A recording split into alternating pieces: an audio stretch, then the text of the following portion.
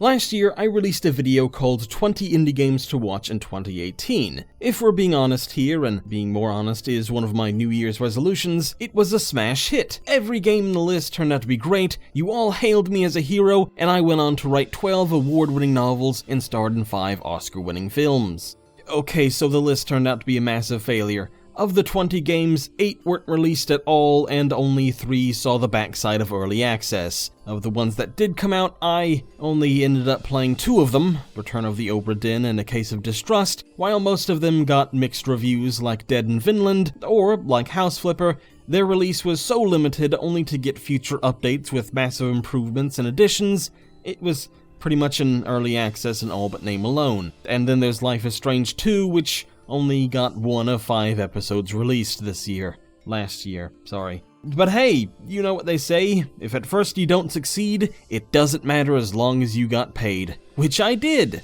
Really though, this is a great example of why you shouldn't fall victim to Hypeus Excitium, otherwise known as hype. You've heard of the warnings before, and the symptoms.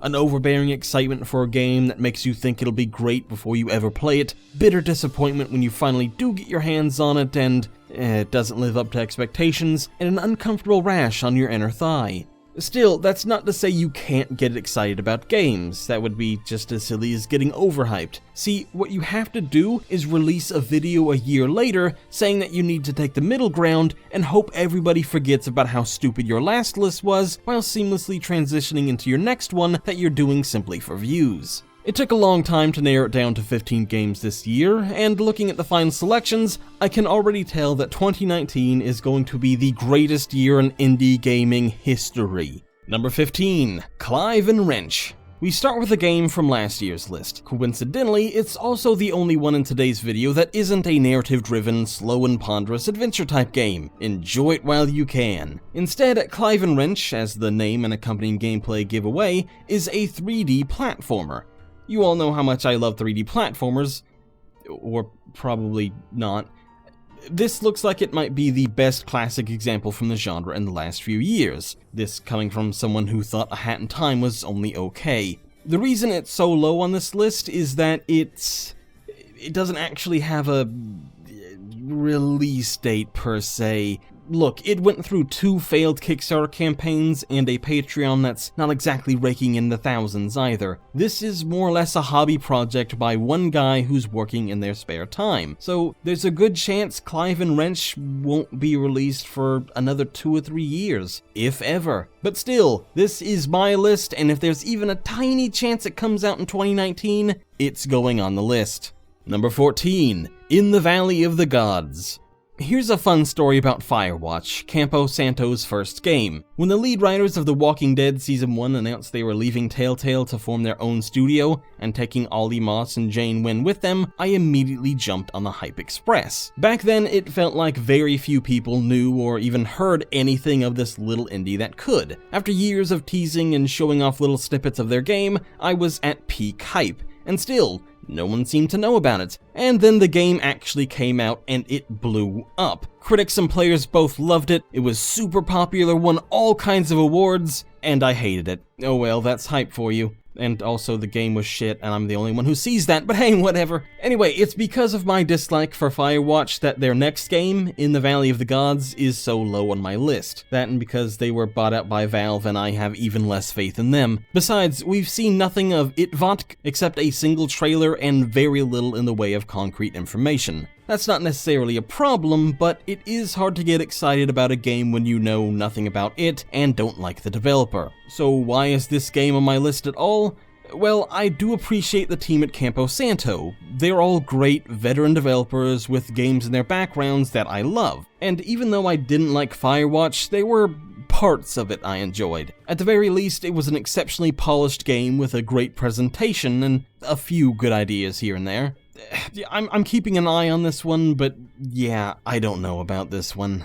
Number 13, The Bradwell Conspiracy. The Bradwell Conspiracy is a first-person narrative exploration by a brave plan. They're a new studio, but they do have some pedigree behind them, including members who have worked on Tomb Raider, Assassin's Creed Origins, Journey, Alien Isolation, Ether 1, and Everyone's Gone to the Rapture. You may realize that those last three are all first-person narrative exploration games, so they're used to this sort of thing. Set in 2026, you play a scientist at Bradwell Electronics. The company is throwing a likely corporate-mandated party for the launch of some kind of new clean water initiative, but something goes wrong, namely a giant explosion that destroys most of the building and knocks you unconscious. When you wake up, you find everyone has a slight case of death, except a woman named Amber, who is instead suffering from trapped behind a door-itis. And that's all we know about the story so far.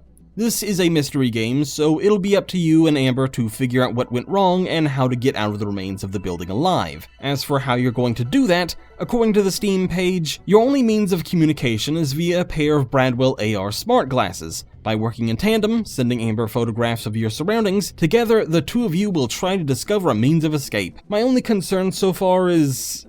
well, I mean, come on. The whole friendly company on the outside hiding sinister secret things is pretty overdone, especially when it comes to this kind of game. I'm curious whether a brave plan, or anyone, can use that trope to deliver something new, fresh, and insightful. I guess we'll have to wait and see. Number 12, Astrologaster.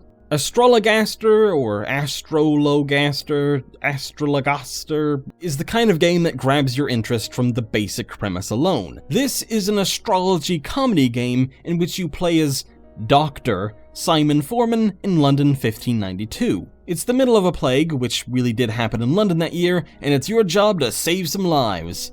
Except not really, because you're obviously a fraud and nothing you do actually helps anyone. But damned if you don't try. So you have to play this little mini-game and try to read the stars to give people an accurate prediction on their future or give them cures. But you won't just be helping people with the plague. They'll come to you for everything from helping them find their pet to finding the love of their lives. There's a gameplay video on Steam showing how the astrology part of this game works, and if I'm being honest here, I can't make head nor tails of it, but that's never stopped me before. Game of the year, right here. Number 11, Necrobarista. Necrobarista is a difficult one to describe. Developer Route 59 calls it a cinematic visual novel, but I don't think that's entirely accurate. I'd say it's more of a 3D narrative adventure type game with a lot of text, maybe? Whatever, it doesn't really matter. Heavily inspired by anime, Necrobarista is a game in which you play a barista in a fantasy version of Melbourne, so everything's upside down. Ha ha, hilarious joke. In this world, the dead are granted one last night with the living to say goodbye, I guess, and you have to supply them with coffee.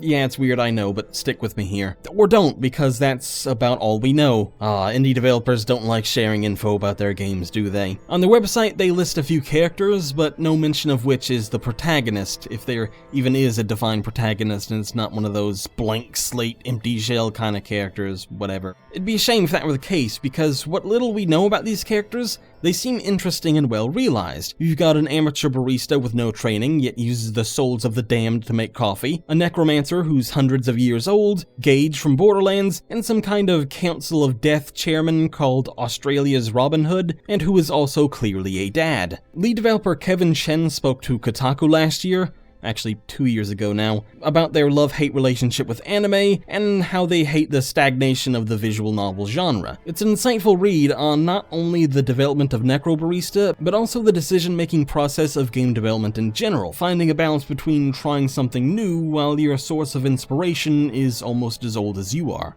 Number 10, Long Gone Days. Hailing from Chile, Long Gone Days is our second game from 2018's most anticipated list. While it's been in early access for months now, it won't get a full release until April, plus they are still developing a large portion of the game anyway. This is a visual novel mixed with an RPG, crossed with a shooter with a sprinkle of anime. Long Gone Days tells the story of a group of young adults forced to join the military and go to war. Rourke, born and raised in the Corps' military base, deserts after his first mission, but can't escape war. He quickly throws together a ragtag party as they all try and escape from the killing machine. A big part of the game is language, as there are multiple different spoken and written languages in the game, most of which you aren't able to understand, so you'll have to find a translator to join your party and do a big old thing with that. Along with that, there are sniping sections, traditional RPG battles, dialogue choices, the whole 9 yards. Number 9. We, the Revolution. Hey look, not only a story-driven game, but a historical one too! That's a first for this list. We, the Revolution, I don't know why it's punctuated that way, takes place in Paris 1794 during the French Revolution, specifically during the Reign of Terror and the execution of politician Maximilien Robespierre. I'm sorry about that, by the way. You are a judge during the height of the French Revolution working for the Revolutionary Board, and have to hand out sentences to enemies of the people. Now, if you're a student of history, you'll know there are no really good guys or bad guys during this conflict, or any other, but instead of being a freewheeling dealer of justice, you also have to think about your family, and whether or not you too will cross the revolutionaries and be branded a traitor. If that sounds familiar to you, that's because the Revolution is influenced by Papers, Please. The game will essentially play out like a detective game, where you have to question witnesses, gather evidence, and talk with your family. If you want to read a really great first impressions deep dive into the Revolution and government political games like this, then I highly recommend reading Catherine Cross's piece, The Dark Allure of the Revolution, over at Gamasutra. She's a much better writer than me, however low a bar that is. I just told the same joke 5 times. Number 8. Night Call. One of 2 taxi driving games coming in 2019, Night Call is a noir mystery thriller in which you play a taxi driver. You are the last person to see a serial killer's latest victim, and because of this, you're forced to work with the police to help in their stalling investigation. You have to get your passengers to give up information, but you also have to worry about getting paid. You're broke, and without the income from driving the taxi, you'll end up homeless. I love the idea of playing a taxi driver and a detective at the same time. You're trying to do your job to get paid, but you also have to help the police track down a serial killer. It's a question of who you pick up, what kind of questions you ask, and whether or not to choose to follow any leads and throw yourself into danger. Night Call wouldn't be on my list if you couldn't choose how to play the game yourself. You can forget the investigation entirely and just earn money by picking everyone up you can and keeping your mouth shut, or you could be Dirty Harry and harass your passengers until they talk, chasing leads in even the shadiest parts of town. The game will have multiple endings and even a different serial killer for each playthrough, so you can't just look up the solutions like you can in Return of the Obra Dinn, for example. Not that I ever did that. Number 7. Draugen. Draugen is a violent, gritty American football game set in space where the ball has been replaced by an explosion. Just kidding, it's a narrative-driven first-person exploration game. Oh, we have fun, don't we? Draugen is a Norwegian mystery noir, and that alone has me excited. Scandinavian mystery novels and movies are the best mysteries in the world, and to finally see a game inspired by that subgenre as a fan of mysteries has me ready to get a dragon tattoo on my back and change my name to Josh Hole. It's 1923, and you play as Edward Charles Harden, an American traveler who makes sweeping generalizations of Scandinavia, like everyone having dragon tattoos and being named Hole when it's not even supposed to be pronounced that way. He's looking for his missing sister and has only his ward, a young woman named Lissy, for help navigating the cold foreign lands. Based on what the developers are saying about the game, Lissy is going to play a big role. They make it a point to say she's fully independent of you, and you can interact with her at any time with a fully comprehensive dialogue system. I'm guessing she'll act like Elizabeth in BioShock Infinite, or maybe Ellie in The Last of Us. Draugen is brought to us by Red Thread, the folks behind Dreamfall Chapters. I don't know much about the series, having never played it, but I've heard good things, and like a brave plan, I like knowing they have that pedigree. They've even got funding from both the Creative Europe program of the EU and are working with the Norwegian Film Institute. Number 6. Sable. There's one reason why Sable is on this list. Meg Jayanth. The jet plane? She's the lead writer on the game, as well as lead writer on 80 Days and This War of Mine: The Last Broadcast, and also wrote for Horizon Zero Dawn and Sunless Skies, all of which feature some of my favorite writing in gaming. Holy shit, I'm having a fanboy moment, somebody help me. Right, I'm okay. Yes, we have another narrative exploration game on our hands, and yes, there's very little we know about said game outside of the developer, a trailer, and some screenshots. But damn does that video and those screenshots look good. I'm getting some serious Journey vibes out of this, though I suspect Sable will be a lot better. What? Come on, Journey was boring, okay? There, I said it, boring. Sue me. Number 5. Disco Elysium. Disco Elysium, previously called No Truce with the Furries, is yet another game for my 2018 list. Would you be surprised to hear this is a narrative-driven RPG murder mystery? No, I didn't think so. Heavily inspired by 80s police TV shows, Disco Elysium places you in the shoes of Jaded McCop in the city of Revachol West, a place infamous for its corruption, rampant and unchecked crime, and every resident sporting a porn stash. I'm sure you know the drill by now. This is a dialogue-heavy game, and you can play however you want. You don't have to engage in combat if your speech prowess is impressive enough, nor do you have to bother solving the case if you just want to screw around. All of that sounds exciting, yes, but what makes Disco Elysium really stand out is the protagonist, or rather, how they're presented. You're not just playing some Billy Boy Rent-A-Cop generic detective grizzled man.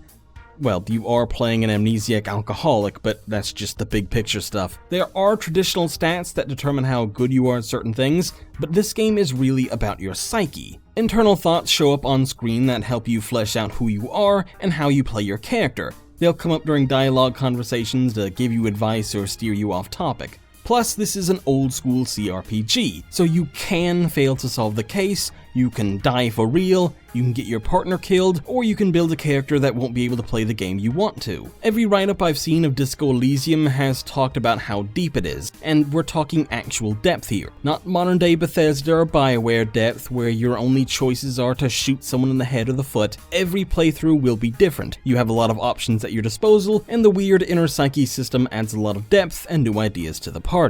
Number 4. The Occupation. The Occupation was number 1 on my list last year. Now it's fallen to 4. While this whole numbering system is arbitrary, The Occupation illustrates how multiple delays, and how those delays are handled, can dampen interest in a game, combined with the simple fact that better-looking games have since been announced. Originally slated for release in 2017, then 2018, White Paper Games has quietly and repeatedly pushed back the release, now all the way to February 2019, including one instance where they hit a new delay on their blog just 5 days before the game was supposed to come out last October. They didn't even bother updating the Steam page until the old date came and went. I'm not one to shake my fist at developers or scream until I'm blue in the face about the evils of publishers slapping their customers in the face, but come on. I've talked about this game a million times, so you can check out Clickist.com and search The Occupation for a more detailed explanation. But The Occupation is, you guessed it, a first-person narrative exploration game. You play a journalist in 1980s Britain 4 hours before a bill is going to be passed that allow the government to freely spy on its citizens. It's up to you to stop it, but first you have to figure out how you're going to do that. And that 4-hour deadline isn't simply a narrative device. You really do have only 4 real-time hours to come up with a plan, gather all the information you need to hopefully write a story, or maybe do something more. Number 3. Afterparty. Are you a fan of The Good Place? Then if so, this narrative adventure game is for you. And if you're not, then you should be. It's the best American sitcom in the last decade at least. Made by the folks behind Oxenfree, Afterparty is a 2D point-and-click adventure game where you play both Lola and Milo, two 20-something lifelong friends who have died and gone to hell. But there is hope. They discovered that if you can beat Satan in a drinking game, you'll be granted a second chance at life, but only have one night to get ready. I still have no idea what the actual game will be, but the Steam page says you'll be exploring an interconnected world of islands via the river Styx, and you'll get to go drinking and play beer pong. That's all I need to know, but there's more! Afterparty uses the same real-time dialogue system as Oxenfree, where you'll get to make dialogue options, get this, in real time, as opposed to something like The Walking Dead or pretty much any other game with dialogue choices where the whole world freezes while it waits for you to pick something to say. Here, you'll be interacting with the world, walking and moving around and talking all at the same time. Afterparty sounds like it'll be more quest-based than Oxenfree as well. As the Steam page says, finishing a quest on one island might result in the total destruction of another. And the final cherry on top, Ashley Birch is among the voice cast. the greatest voice actress in the industry right now, known for Chloe Price in Life is Strange and Aloy in Horizon Zero Dawn. No word yet on David Hayter, but fingers crossed. Number 2. The WayHaven Chronicles Book 2. This is something that probably very few of you have ever heard of, let alone be interested in, but I don't care, it's my list, so there. As I said in my Stocking Stuffers video last week, WayHaven Chronicles Book 1 was my favorite game or novel or whatever you want to call it of 2018. It's pretty much Twilight, but well written and in interactive form. You play a detective in the town of WayHaven and have to uncover the identity of a murderer who's murdering people, as they tend to do. But something is strange in this otherwise quiet town, other than the murderer, made worse by the sudden arrival of 4 mysterious agents sent to help your investigation. That was Book 1, and of course all 4 agents and the murderer turned out to be vampires. There's a whole secret world full of the supernatural, and for reasons I won't spoil, you're now part of that world. Oh, and this is a romance series, so guess who's shagging a vampire? You are, buddy boys and girls. Unless you don't want to, that's an option too. In the second book, for which there's already the first 6 chapters available for free, you, your romantic partner, and your new squad will be investigating a mysterious carnival that literally popped up out of nowhere in the middle of the night. Nothing suspicious about that at all. One of the things I love so much about this book, game, whatever, is the attention to detail. A lot of that is because it's a hosted game. Choice of Games' spin-off label, which requires authors to follow certain parameters. Their games have to be interactive fiction, players have to be able to decide things like their character's race, gender, sexual orientation, dialogue options, etc., etc. But a lot of that comes from writer MISHKA Jenkins. No writer is successful simply because of a predefined system or set of parameters they have to meet. It comes down to good writing. And here, your choices in the series matter. And that doesn't always mean earth-shattering consequences. Sometimes something as simple as taking a drink with you into a room with a sign that says no drinks allowed, or how you go about trying to fix a broken coffee machine will subtly change how people view you or what options you have later down the line. And then of course you have the vampire romances, which is the real meat of these stories. I don't mind saying that as a heterosexual dude, I love this aspect of the game. Farah is my wife, we are getting married sometime in the new year, and you're all invited. Please wear the tackiest clothes you can find and bring at least 1 whoopee cushion, thank you. Number 1. The Outer Worlds. I've said many times on this channel that Fallout New Vegas is my favorite game of all time, and as the years go on, it looks more and more likely that it will remain at the top spot forever. But 2019 brings an honest-to-goodness contender for the throne, and it comes from the same developers as New Vegas, no less, free of the shackles of Bethesda. Not only that, but their new game looks an awful lot like New Vegas to begin with. The Outer Worlds sounds like everything I've wanted out of a Western RPG since I first played New Vegas.